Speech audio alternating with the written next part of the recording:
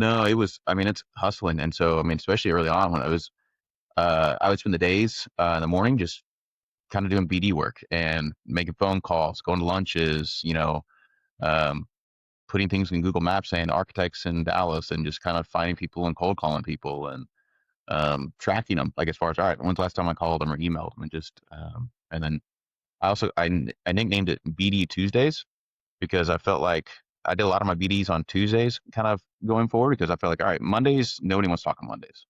You're starting your week and nobody wants to talk on Fridays. And Thursdays, you're really, I mean, from a deliverable standpoint to architects and all that stuff, you're trying to kind of get everything ready to go out on Friday. And then, I don't know, Wednesday was just hump day. And I was like, whatever, let's make it on Tuesdays. It seems like a good day. It's early in the week, so you still have plenty of time to kind of coordinate things. Yeah, I called it BD Tuesdays and did I a lot like of it.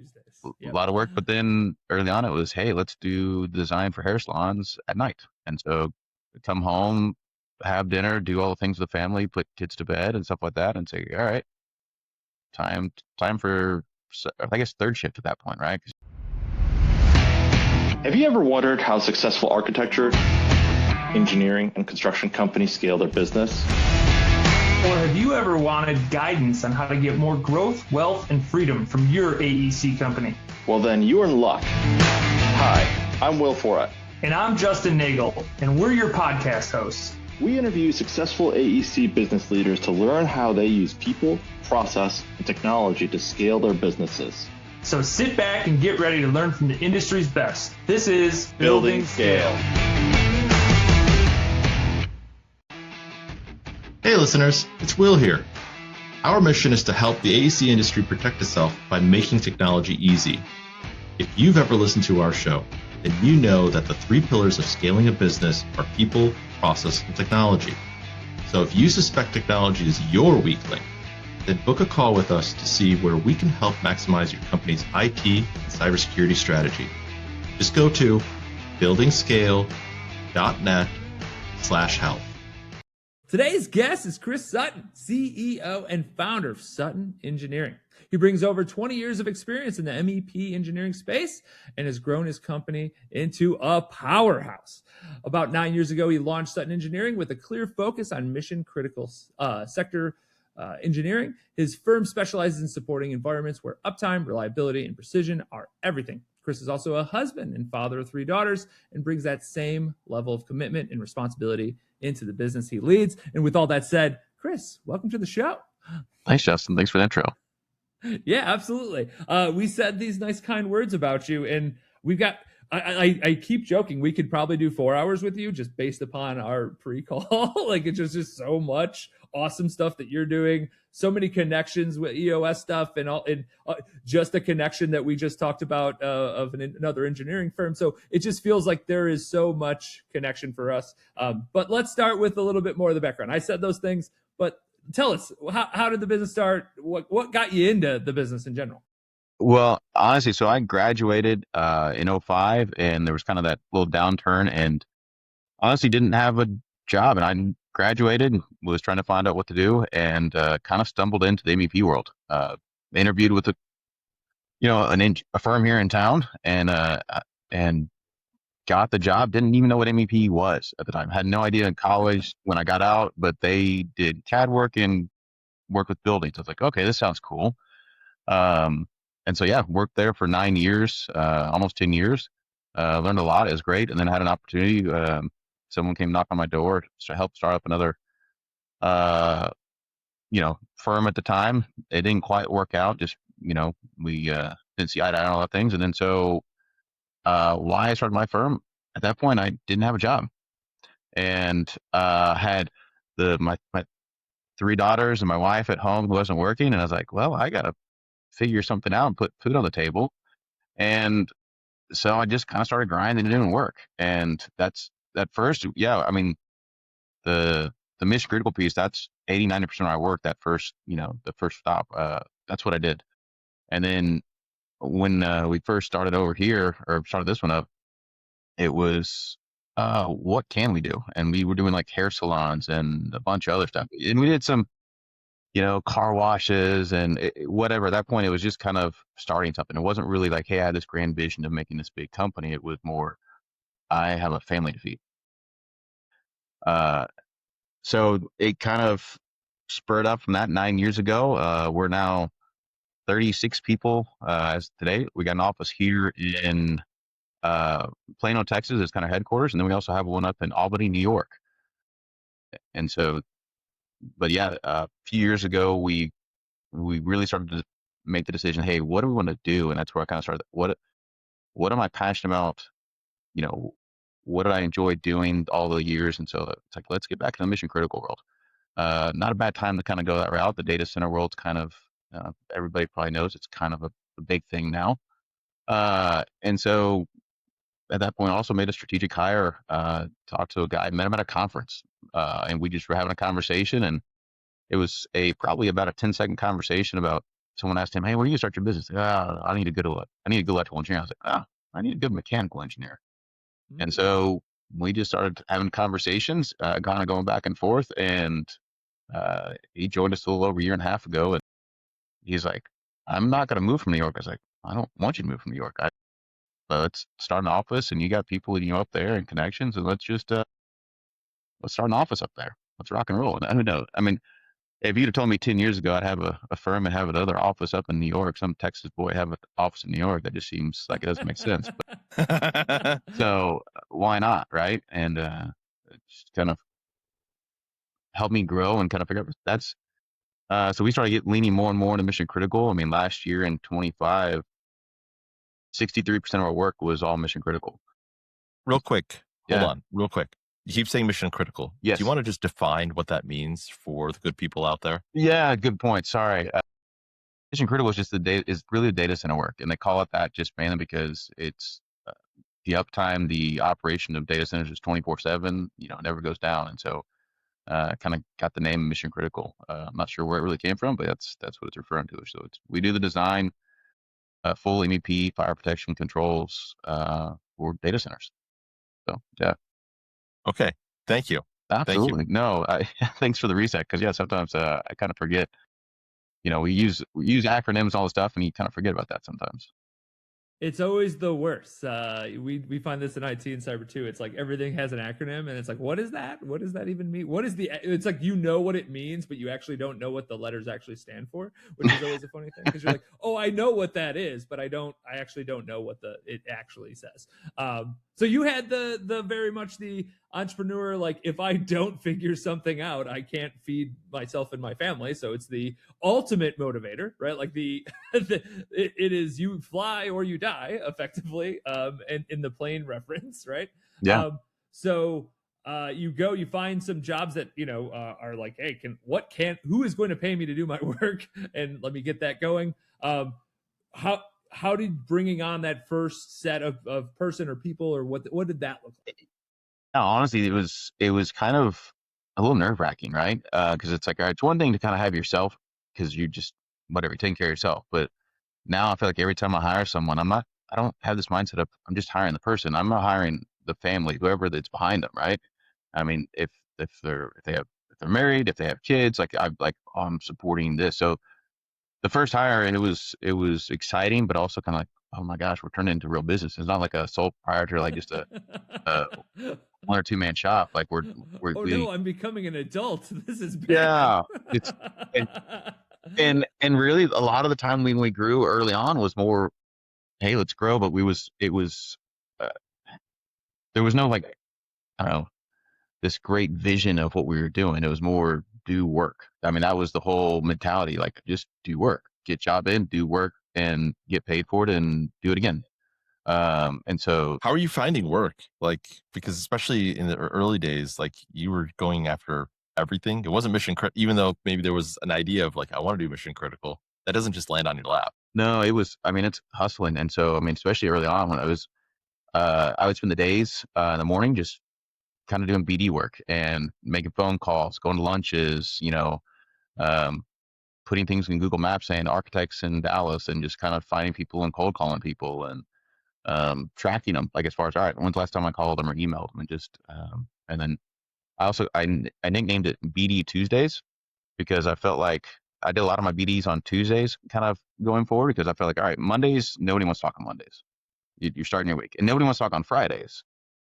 And Thursdays, you're really, I mean, from a deliverable standpoint, architects and all that stuff, you're trying to kind of get everything ready to go out on Friday. And then, I don't know, Wednesday was just hump day. And I was like, whatever, let's just make it on Tuesdays. It seems like a good day. It's early in the week, so you still have plenty of time to kind of coordinate things.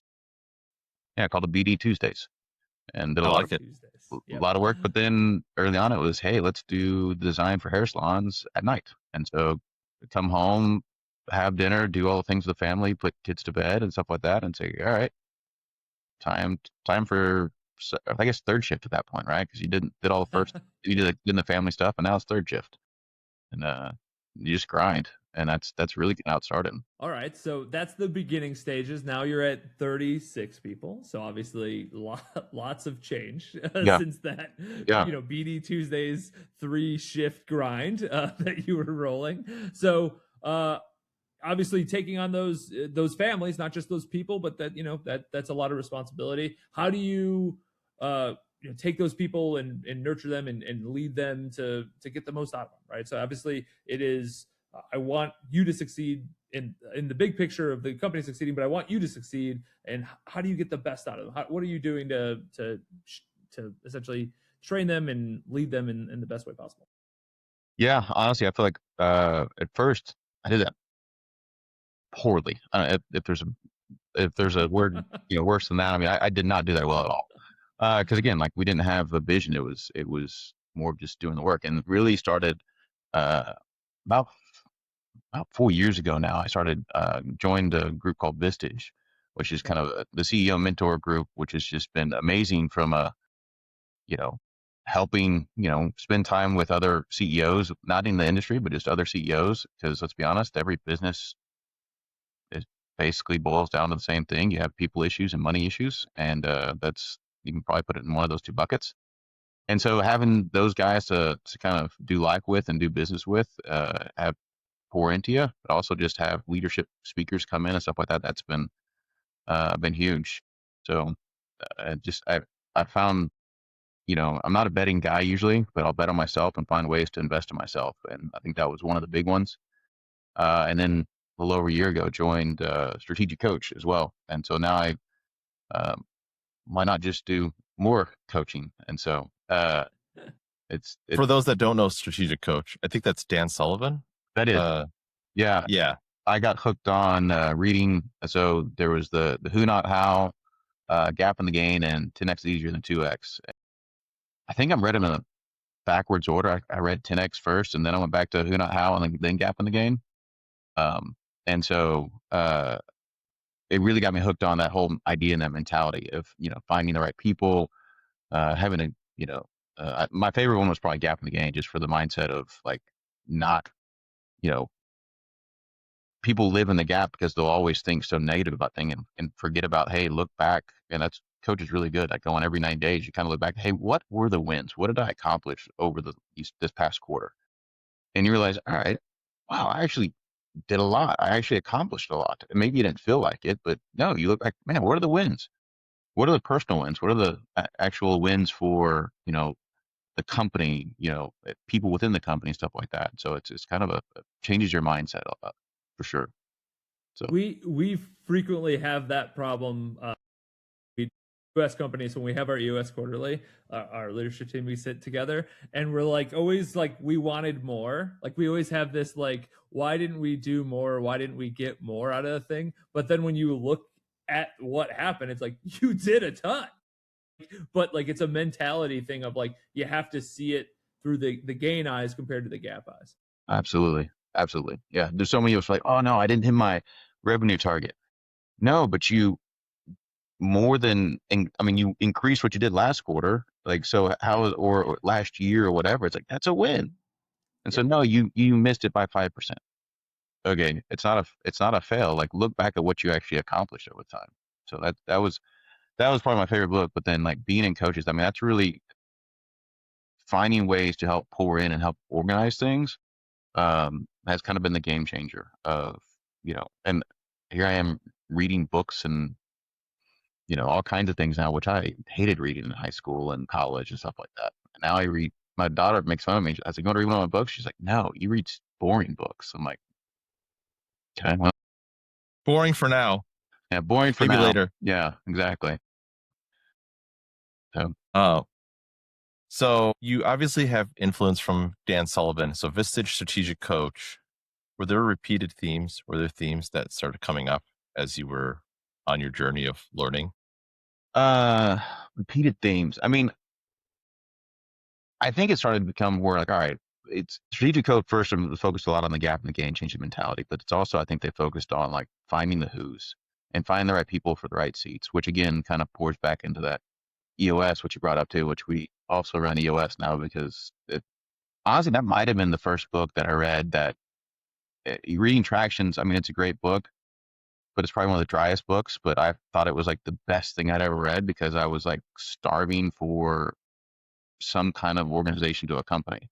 And I didn't know what I was looking. And I read it and I mean, I geeked out over the book. I was taking notes on it, putting in OneNote, like trying to like, all right, let's do this. So, and trying to self implement it. And you know, How'd that go? Been there. Yeah. yeah, it was one of those. It worked ish, and but now we have a implementer now who's just kind of now everything's like okay, now we're actually using 90 IO and like all this stuff, and now it's way more organized. Our L10 meetings are just way more productive, on point. We stay on track. We actually talk about things we should talk about instead of just like ooh squirrel. So it's that was probably the book that really kind of all right put some foundation to it, right, and just help organize things. What's another book that put a lot of foundation on the things you're doing? I mean, I know you have a ton of books, but like, Yeah. what's the other book that like, man, this is the thing that like frequently we talk about Traction EOS books. Obviously, we run an EOS. A book outside of that for us creating super fans who we had Brittany Hodak on the podcast before, and it was one of those shifts. It's like it's a business shift. It's just like, oh, we need to operate this way. Like it's like the veil has been pulled, over the eyes or removed from the eyes, and then you're just like, oh, I'm seeing things a lot clearer now after this book. Yeah, so I think one of my favorite books, and it makes not a lot of sense. It seems like for an engineer to read it, but my wife turned me on this book. Like there's even an episode on Netflix called 7 Days Out. There's like episode 2. But it's all about 11 Madison Park, which is one of the restaurants in New York, the number one restaurant. But the book's called Unreasonable Hospitality by Will Guidara, and it is a fabulous read.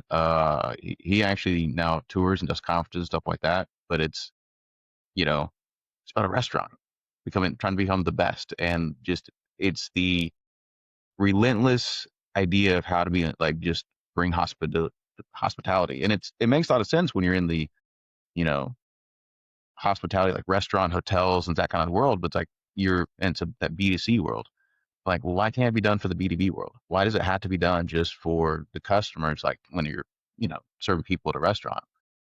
But just his stories, the unrelentless of it, just he's there to serve food, but I mean, they made an experience out of it. I mean, they made it to where that they knew who was coming in. They had, they probably stocked them on. I mean, they stocked them on Instagram and Facebook, whatever. So they already knew what they wanted. But then they hear people that it was snowing, and they're talking. The daughter was like, "Oh man, I've never seen snow," and all that stuff. And the family's, but next thing you know, there's a black Suburban with sliding stuff taking them off to Central Park to go. I mean, so that had nothing to do with dinner.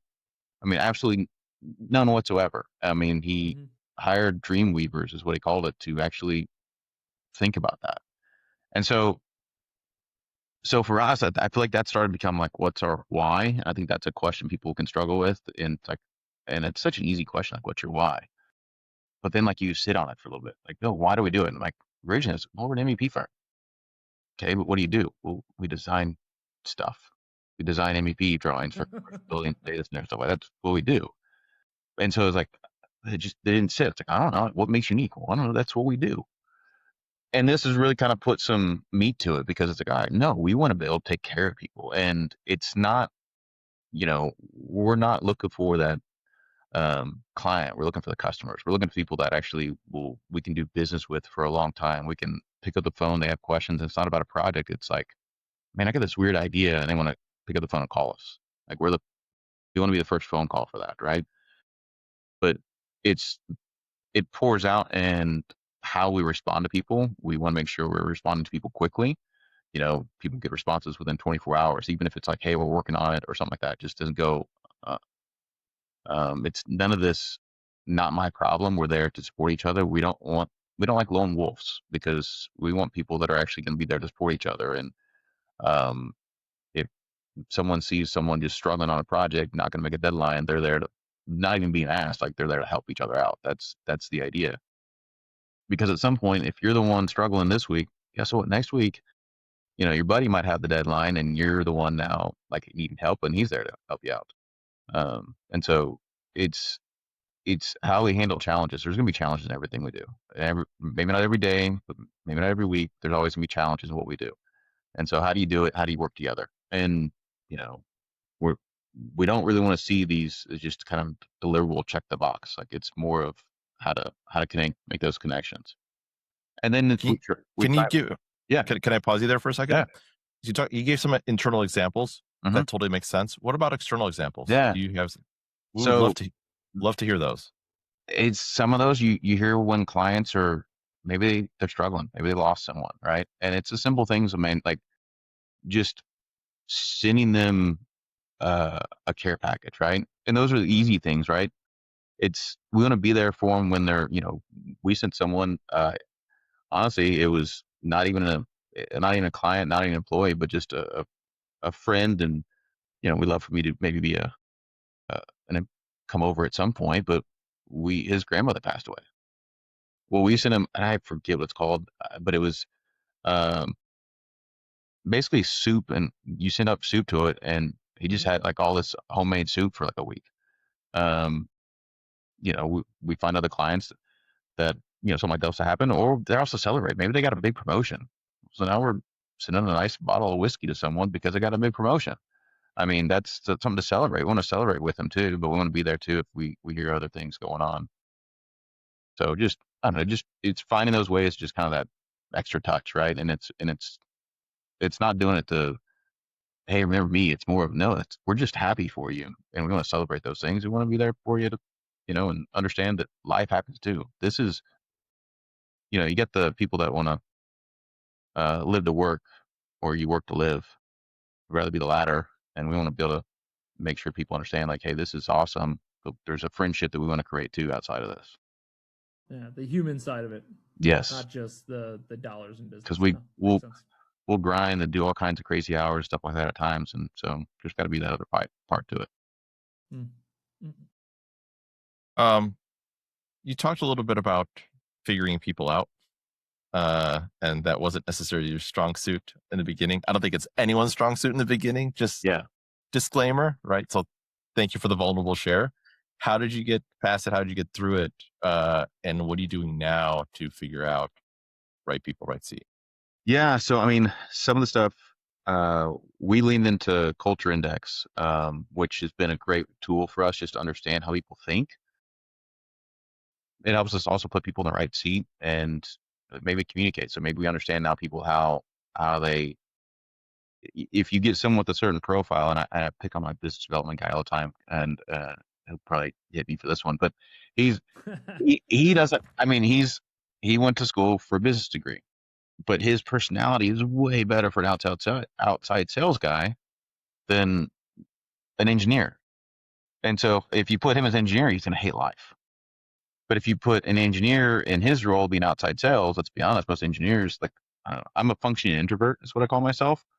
And so you put that engineer in the sales guy, and he's going to be like, oh my gosh, like, just put him in a room with 100 people. He doesn't know anybody. He's going to sit in the corner and probably hate life for that couple hours, versus put the business development guy. He knows half the room by the time thing's over. And so it's finding their people. It's trying to find their superpower, and how do you lean into some of those things. And now, just in coach, I feel like there's so many different personality tests, but they all find different parts of it. And it's like that. They said in coach, like, it's an iceberg, right? Like, one of these might show you like the top piece, but then all of a sudden now there's one, like there's Kolbe, and there's print, and all these other things now that just like, oh my gosh, someone might tell you more, show you more what's underneath the water for the iceberg, right? Versus just like what sticks out of the water. So underlying motivations. Yeah. Yes. Yeah. Cause when we took Kobe for our leadership team, it was very eye-opening. It wasn't necessarily like personality, it was more of like how you operate as a person. And it was like, oh, like when you're talking to somebody that has like a high, needs high information or high detail, compared to somebody that doesn't, it's like, oh, how you then communicate with each other. You have to understand that like they're looking for this and you're looking for this, and like you got to meet in the middle somewhere. Otherwise, it's going to be difficult to communicate. Absolutely. That's what I found. Even just like, oh my gosh, like me and my buddy were both craftsmen in the Culture Index world, and then we both did Kolbe, and like it's completely different. He said, "What?" And I was like, "Well, it makes sense. Like you start thinking about things." So he's a big fact finder, and I'm a huge follow through guy. But my quick start's like a 1. Which is baffling to me considering you started your own business. But Yes. sometimes situational, I need to survive, can Yeah. do some things for you. But I will follow through on everything, and that's kind of what I lead with. And that's when it's like, oh, Well, that makes sense. Just to compare, I'm an 8. Yeah. When it comes to quick start, and I think my follow through is like a 2. Which I love the explanation they gave too about quick start. It's like, all right, one's gonna walk up to a cliff, and they're gonna like, oh, there's a path. I can walk that path all the way down. Maybe I'll get a couple of scrapes, whatnot. Then like an 8 and 9, they don't even walk up the cliff. They just run off the cliff. There's no parachute. They'll figure it out on the way down how they'll land safely. Hopefully, that's the game plan. Usually, I was like, that's a great explanation. my Vistage coach is a 9, so that's great. All right. Oh, man. Okay. You mentioned the not pivot per se, but the more intentional focus this year for the critical mission critical work. So what made that decision this year? Like, what was what said like, what? We started hair salons and we started car washes and we did a lot of things in between, but now I'm back to what I was doing, at the first place. So what made the decision to say, okay, hey, this is who we are. This is where our pivot goes. Honestly, I think a lot of it was just the being able to be an engineer. And I mean, I'll probably say a few things that'll ruffle some feathers of architects. But not mine. I'm not an engineer, so it's totally fine. Yeah. But I mean, it allows us, to work on cooler projects. I mean, engineers now at this point, that for a data center, I mean, that's the key component, right? Like we're center stage on this versus you work for an architect doing a hair salon or a hotel or office building, whatever. It's, the big thing is the architect. How does it all look? How's it all, not how it functions. And we're more of a commodity in that world than we are, center stage and design. But we also get to design really cool things. We're designing, 250 megawatt data centers. I mean, that's huge. That's awesome. And so I don't know. I think the ability to actually, when we saw that there was 63% of our business at 25 was nothing but data centers, like, all right, we got traction. Our name's getting out there. We had several good conversations with potential future clients coming up, and it's like, this is what we want to do. It's fun. We get to work on really cool projects, and let's just go. And so that's really kind of that pivot point. And now, I mean, heck, there's sometimes we still work for the architect, but there's also times now they work for us. We end up being prime on a couple of projects, which is different. That is. And why don't you talk about that difference? Actually, that's actually a good point. Why don't you talk about the difference of being you the prime on the project versus, because that doesn't happen that often. Right. I mean, in the commercial world, that doesn't. That doesn't happen. I've never seen that happen. And so I mean, it's definitely a little more challenge because you're the ones now responsible for things. You're also kind of guiding the project a little bit. So we got to make sure we have project managers that can help manage all aspects of things.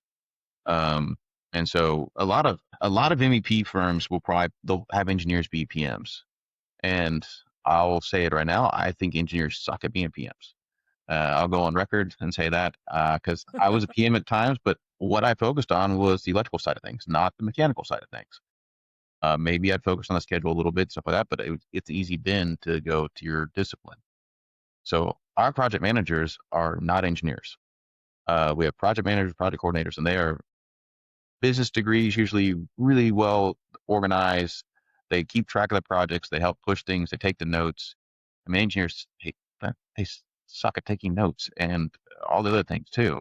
And so we let those engineers be what we call like a tech lead or a lead engineer. And so those engineers are on the calls with the PM so they can answer the technical questions and not just leave the PM on an island. So they're like, oh, I'll get back to you. No, they can get an answer right then and there. But then that tech lead can actually go back and give the engineers that information too. So those PMs are a big piece of kind of being the prime as well. So we got to potentially coordinate with whoever else is underneath us, if the architect's working for us, structural, whoever. And so it's a different skill set now too versus. But one of the other interesting thing is we also now control, invoicing and getting paid and all that kind of stuff. And so relying on an architect, and we had some experiences in the commercial world where we had a client who just hadn't been paying for, I don't know, I think we had stuff that was over a year old. Ooh. And it was just, and I don't know, when you're an engineer and you're the kind of the bottom of the totem pole in the commercial world, like you don't want to, ruffle feathers. You're like, oh, I don't want to, if I call and ask for money or whatnot, like everybody's scared to talk about money and stuff like that. I might lose a client. You don't want to upset him and stuff like that. And I just finally got to the point. I was like, no, like you're treating me like a bank. And so I sent him new invoices that had finance charges on it. I was like, oh God, this could get really bad. And he did not like the idea. Sent it to the clients. And they're like, we didn't like the idea that you're saying we're treating you like a bank. I was like, well, you are. You haven't paid me in a year. It's been a year. Yeah, that's a bank. That's a bank. Or a credit union or whatever. Yeah. There was actually I heard it on another podcast too, them talking about that. That kind of gave me the courage, like, all right, just go do it. And it was actually kind of funny. They put a AR playlist together to kind of amp you up, and it just had songs on there like "Bitch, Where's My Money" and a bunch of other stuff like that, just rap songs. It was like, all right, cool. I'm just gonna get geared up, and then I just make the phone call, and that's what in the commercial world, that's what you send an invoice out and you might see it. Hopefully it doesn't take a year, but those were some of the things we're dealing with. It's like, this is just ridiculous. You're treating us like we're just, it's a race to the bottom, I feel like sometimes on the commercial side of things. And that's where it's like, this is just not the game we want to play. We want to actually be respected for what we do, not be questioned like you over-engineered something or treat us like we don't know what we're doing. And that's what we got treated like a lot. So now we're actually get to sit at a table with people who actually respect what we do. That's a great reason to pivot. And obviously so today's the end of April. So when the recording comes out, it'll obviously be after that. What has been, first quarter in a month look like for this pivot? Q1 this year was the best quarter we ever had. And that's generally a good sign. It's a good way to start a year. And Q2 looks like it'll probably be better than Q1. And that's awesome. So we got some really great relationship with some clients. We have continued to grow, and we got an amazing staff. That's the other thing too, is like I keep telling everybody, this is not something I did. This is something putting a bunch of people together that can actually make all this work. This is not of me. This is just an idea, and I try and put people and bring people on the bus along the way. And so the bus is just getting bigger. I think we're onboarding 12 people the next 45 days. Wow. Jeez. And some of those are interns, but they still got to get onboarded. Yeah, and I think 8 of them happen in one day. Oh, geez, that's a bus. You just rolled in the short bus and just dropped them off. Yeah, so it's gonna get interesting. But we got an amazing group here, and just my office manager and my EA, they've been working, like they already have a plan in place, like how they're on board, like what they can do together. So just they've been trying to figure it all out. So it's not like it's going to be this chaos when they show up. So I mean, it's going to be fun. We're growing. We got a new office that we're going to be moving into here in about a month. So I just hope there's still enough room to continue to grow. So Wow. Thinking back to I don't have a job and I need to find some money to yeah, bigger, multiple offices, now bigger office at the headquarters, where you're knocking on the door of 50 people there. I think that math's right. Yeah. Wow. Unbelievable. Yeah. So you mentioned EOS, right? So you run an EOS. That's obviously a big structure of what you put in place.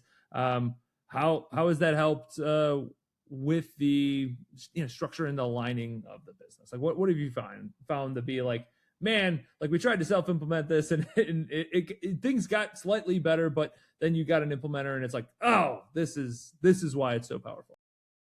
yeah. There was just this realization too when we're sitting in the like one of the first sessions, and the implementer goes, "All right, ask the two other people in leadership were Nick and John," and they're like, "What's the vision of the company?" And I can't answer. So, and both of them are like, "Well, we think we kind of know." I was like, "Oh, suck!" Like that's like this.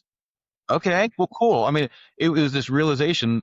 Okay, well then this will help put clarity to it. And then so even when we rolled out it to the company, I asked, "Hey, what does everybody think the mission of the company is, or the vision of the company is?" And several blank stares, a couple of guesses here and there. It's like, okay, see, this is why we're doing this, to make sure that we all understand, we all are aligned, so we can work together to achieve great things. Because I mean, other great books, The Hedgehog Effect, from Good to Great. I mean, being laser focused and everybody kind of understanding what's going on and finding that unique ability to where we can all just go crush it. Then that's a great thing. But how can you be laser focused if not everybody understands the playbook we're playing? And so I think that's been a huge thing from a clarity standpoint of kind of putting all that together. Real quick on the hedgehog effect, Yeah. and like laser focus. Do you want to explain a little bit more on like why it's called, excuse me, the hedgehog effect? Oh, I hope I hope I do it justice. But yes, so I mean, the idea is kind of finding, what are you just really good at, and what is the firm really good at, and don't try and be don't try to be everything to everybody. What is it you do well at? And that's where I think us just saying, hey, we're going to lean into all things mission critical and just be top to bottom. This is what we do. Then we're getting rid of some of the distractions, and some of those other jobs were just distractions at that point. If we focus on one type of product or one type of project, then we can be great at it, and not just okay at it. Like we want to be like I mean, one of our things is we might not be the biggest MVP firm ever. I'm okay with that, but we could be the best. I mean, that's like we want to be the one where we just take care of the clients that we just want to work with, and we deliver great product. We deliver coordinated set of drawings, and we just have great relationship with those. So yeah, maybe we'll never be bigger than Jacobs or anything like that. I'm fine with that. You also said mission critical, and I want brought it up multiple times. Are we talking like meta sized, Meta and Amazon, or what size like data centers are we talking about here? Just to give people like perspective of like what is it you're working on, where do Yeah, you feel like your bread and butter is? people, I mean, hear numbers and they don't understand like kind of what that means. And so actually, people hear gigawatt sites and 500 megawatts and all this other stuff. Unless you're in the industry, like it doesn't make a lot of sense to you. So, I heard a guy about a year ago, maybe, kind of put it this way. There's a city in Tyler, which is kind of East Texas. It's a decent little city, but to operate that entire city takes about 300 megawatts, and that's all lights. That's street lights and buildings and homes, everything. That takes about 300 megawatts to run the city, right? So and that's over.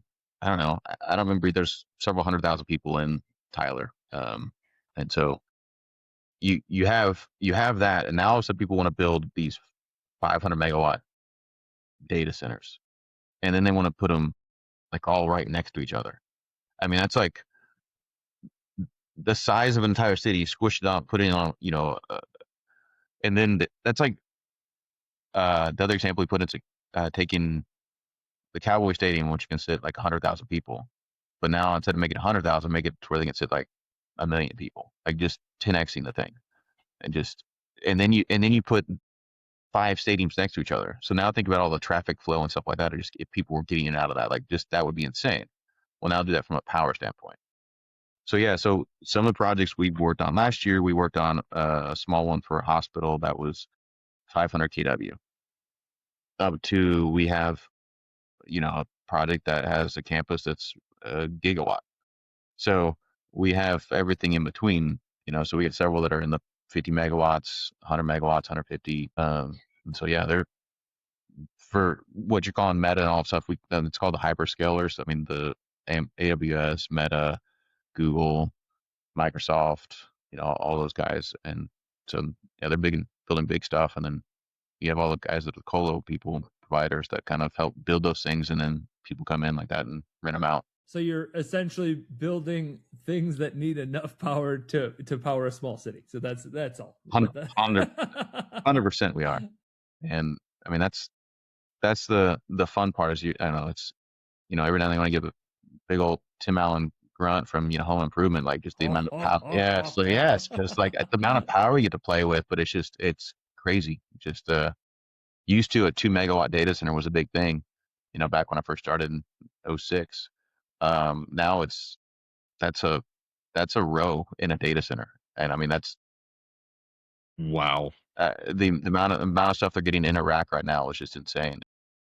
Racks used to be maybe 1,500, 2,000 pounds, getting to 3,000 pounds. Now they're 6,000, and conversations going up to like 9,000 pounds. And so just Holy cow, that's like a manufacturing floor density. Like, oh yes, that is density that you only hear like in the manufacturing world, like as far as like CNC machining and stuff like that, or like big monster 300-ton presses and stuff like that. Like you don't get that density almost anywhere else. So I mean, used to it was like a 5 kW rack. Now it's 150. I mean, like they're just it's getting crazy, and the conversations of how far they're going to go. I mean, it's what's changed in the data center world the past, I'd say 3 years, is really just kind of, everybody knew there was a hockey stick coming, but like it's even steeper than people were thinking and quicker. It's almost wrapped around.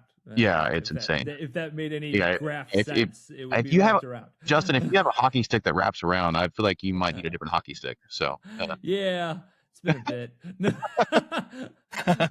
So you had mentioned obviously the impact you feel like you have on not just your people but their families. Also, the things you're building has massive impact on tons and tons and tons of people.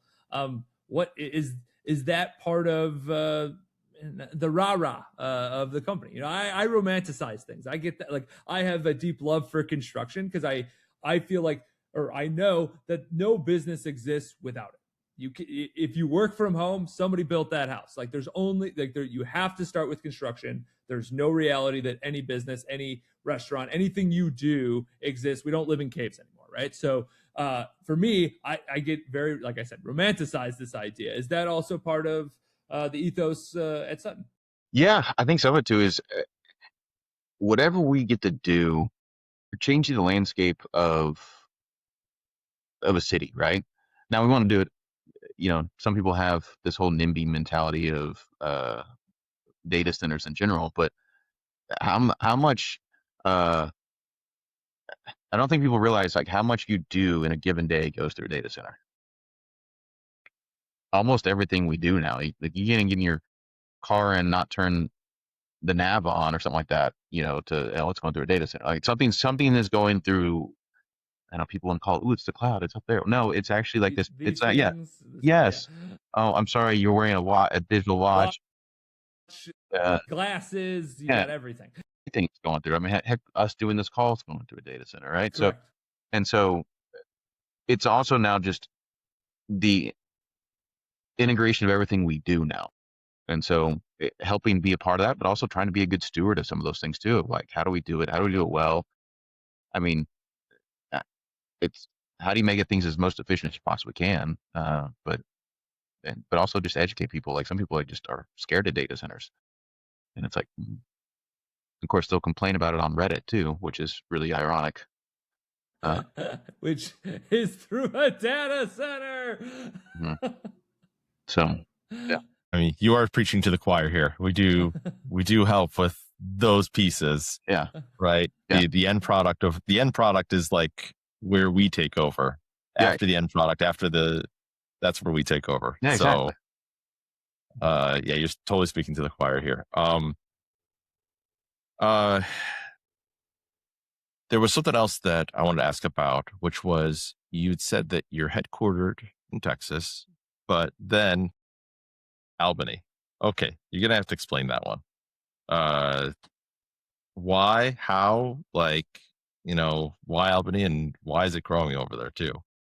It's so weird how Albany became this hotbed of mission critical engineers for some reason.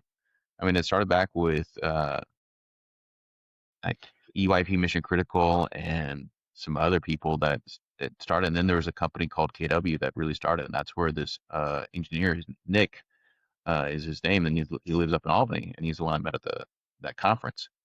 And um, yeah, there's just they grew and grew and grew and just became really known for kind of what they do. Um, and then just there was opportunity to kind of have a conversation with him. He was ready to move on. That KW had sold several years ago, and he was just ready to make a move. And like I said, so it was more just had an opportunity. I didn't really. He's like, man, if I move, you're gonna have to pay for alimony and child support. Like, I don't know. Well, one, I'm not. No, I'm about family. I want you to stay with. I don't want you to get a divorce because like I want you to stay up in New York because uh you know you have reached to other people that I don't. But also like that's home for you. Like stay home. Um. So yeah, that's really kind of that's our. And so it's just for whatever reason, there's a bunch of people up there that's what they done. And they worked at all these other firms up there, going back for I don't know, a couple of decades at this point. Interesting. It's interesting where the concentration of those things occur, and maybe you have a better understanding of that than I do. Certainly, I minimally maybe at least you see a little bit more of the pattern. And the funny thing is, it's not like we have an office there because there's like clients or projects up in upstate New York. Like we have there's no projects in New York. I mean, we have stuff in anywhere from Oregon to Florida to Texas and everywhere else between them, right? And so it's not necessarily I see you can have an office if you have a client that says, "Hey, I need you to have an office down here so you can support someone." Okay, that makes sense. But a lot of times it's where can I find talent and just put an office so people can congregate around each other and work together. And so, yeah, we might be two offices, but we're one company. So we work together very cohesively, which has been a big deal. I mean, how we work on projects, how we communicate. I mean, like after COVID and using Teams stuff like that's been kind of a game changer for everybody. But it's how we work, and now we just try and do things better and more efficiently as we possibly can. Awesome. Well, uh, what on the tech side? Because obviously, what you do is design and all Revit and things like that. But what on the tech side are you doing to help with the growth? I mean, we also have a CS guy, a computer science guy, on staff, and so we try and find ways. How do we take one click or take something that might take 10 clicks or 100 clicks down into one or two? And so we try and automate as much as we possibly can, just internally, and just to make things more efficient. And it helps streamline things. If we can find tasks that takes hours to do and it turns into 5 minutes, we love to try and find those ways, and just make things more efficient. And some of the stuff is just all right. Some of the stuff just is tedious, and we want engineers to do engineering things, right? Instead of like, ooh, this is not engineering. It's you counting things and doing things like that. So it's not a good use of their time or brain at that point, like right. So we if we can find things, and that's uh, it's funny. I know y'all. what y'all focus on, but really the three things I try to roll into the year with three things I want to focus on every year. And for first one was automation. Just continue to try and push it because AI is here. If you're not using it, then you're gonna get left behind. And so really been pushing that. The other one is just helping figure out how to train leadership better and just train people better. So like people. And I just lost the other one. Dang it. Sometimes that happens. This happens to me all the time. Things that I absolutely know I know, and then it's just like Oh, gone. it's our process, right? And that's, I mean, some of it's just also just we have bringing on so many people. Like we have a lot of processes, but some of them they're documented okay. Some people know them. A lot of it's in people's heads. So now we're just trying to really make sure they're documented and so they can be followed by all. Right. That's the big deal, is making sure that it's out of people's heads and it documented to where it's either on a PDF or searchable or something like that, so people can actually all see it, and it's got a better training program. So we've been really working on that too. That's been big for us this year. Well, interesting. You mentioned process and automation, and then the people side. Those all go together, right? You can't automate anything if you don't have process documented, right? Like there's not, and you can't train people to do a thing if there's no documented process of what you want them to do. So what are some of the things that you have been able to document and automate with this push towards those three ideas? Yeah, I mean, some of it we've used Monday.com for a long time now, probably 7 years. I mean, we adopted it early. And so that's helped a lot just from organizing and putting processes in place. But now it's some of the process. We just have things of like, how do you track a project? How do you know what a QA QC process looks like? How do you know when to turn things over and when people are reviewing it and getting it done? But we also put all things in there from tracking projects and proposals, tracking, cards in there too for how we're doing as a team each week to make sure we're delivering things on time. And so all that's there, but now it's like, all right, well, how do we make sure that's all documented so people know when to flip tiles and do all the things? And so some of that, there's not a lot of automation there, but the automation is really kind of in the rig of plugins and whatnot. And then, and then like I said, the people and just really it's trying to find ways to be more intentional and do one-on-ones with leadership, I'm actually sending them to another leadership deal within Vistage too, that they're working on just to kind of get some other coaching outside of me. Cause I want them to hear from other people and other, be in a room with other people thinking the same way. And so, just trying to pour into people. And then, the automation piece is just every day trying to find something new of what's going on. I mean, heck, I just came back from coaching. Everybody was talking about Claude Co-work. That's the big new one right now that everybody's just kind of geeking out over. And I'm like, my head was just spinning. I wanted to leave coach early just to go sit in my hotel and just kind of play with code work or co-work and just see what it could do. I think that's word to the wise. It can do a lot. Just also maybe treat it like a very naive but smart intern. That's how I would treat it. Okay. Yeah. So if you give it instructions, how you intended it might not be how it gets interpreted. And so for anyone that's listening out there, this is your warning. This is your one and only. Well, there might be warnings in the future, but warn them a ton. Probably. Yeah, that's just my job. May delete something. May send out massive emails that you did not intend to. Depending on what you connect, and typically it asks for not one permission but all the permissions. And so what you give a permission to has unintended consequences. So you are giving it an extraordinary amount of power that people do not realize. It's great when it works and you know how to essentially talk to, right? There's a social side to this. You are essentially talking and someone is interpreting. Someone or something is interpreting. How you think of things and how it or they think of things might be a little bit different. So just understand that garbage in, garbage out, and whatever's in between, it will get misinterpreted. And if you have unintended consequences, look at yourself as the user of who's giving those instructions. Just like if you had a real life intern Mm-hmm. right? And then you grab your hair and you go, and why did you think that was it? And then they give you a legitimate explanation. You're like, well, I guess that makes sense. Yeah, because I told you to. Yep. It's the nuances that that you don't say that then that's the difference. It reminds me of if you ever watch Silicon Valley, Guilfoyle has the AI and it like erases all their code. And it was like, well, I told it to like make, what's the easiest path forward? And the AI was like, well, the code's so bad, you should just delete it all. And that's what it does. So it's like, it did what you wanted it to do You asked the theoretically, question. but Yeah. No, So- that show is so far ahead of its time. It's crazy. I know. It's so awesome. Yeah. Yeah. Awesome. We've got one more question for you, Chris. Yeah. So we'll take it away. So love asking this question. So I'm really curious about your answer here. If you were to go back 20 years, so that's 2006, what advice would you give yourself? What would you tell yourself 20 years ago? Yes. 20 years ago, I was starting my career. Right. And so I was a few months into this at this point. And so, thinking of that,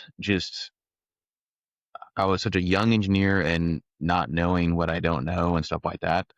But I would say get into rooms earlier that I didn't think I belonged in, just to be around people and learn, and also know that you're going to get bumps and bruises along the way, and that's fine. I think I had a mentality for a while of it's winning or losing, and I was scared to lose. But one of the guys in Vistage, I will give him credit for this.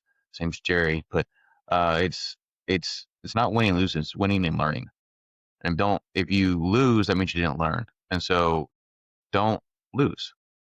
And so I think that's a mentality shift too. I would just tell myself, no, it's okay that you don't win at times. Just make sure you're learning from those opportunities as well, and just move on from it. Really wise words. I like that. Oh, yes. Might be teaching that to my 3-year-old here. I try and take some of these things and teach them to my kids as well. Yes.